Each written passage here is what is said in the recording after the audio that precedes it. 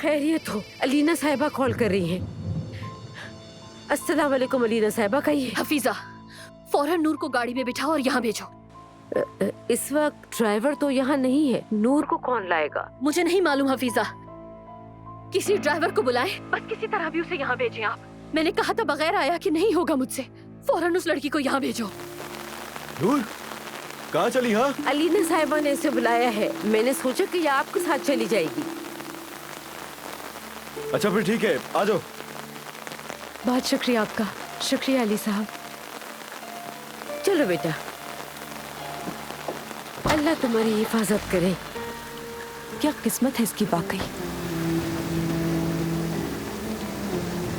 अली, क्या हुआ?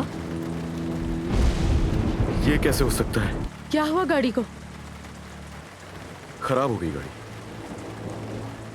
क्या? इसका क्या मतलब? मतलब ये कि हमें यहीं रुकना होगा सुबह तक।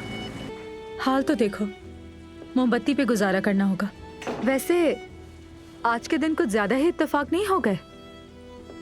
गाड़ी को भी यहीं होटल के सामने आके खराब होना था, और होटल में भी सिर्फ एक ही कमरा खाली था।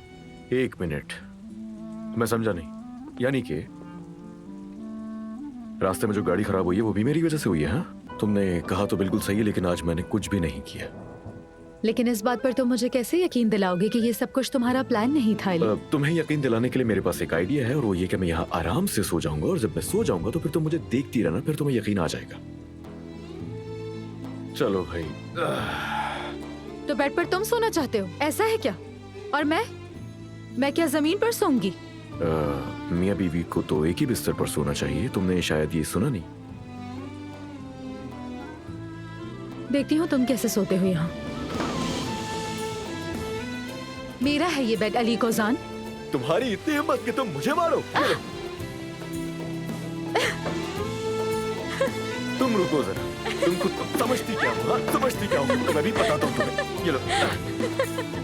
ये बेड मेरा है अली। बिल्कुल नहीं, मैं अली कोजान हूँ और मैं ही सोऊंगा यहाँ।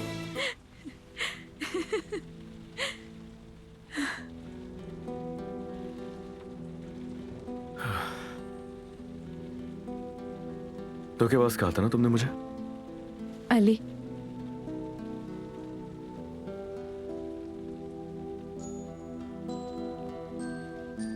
तुम्हें माफ करती हूँ।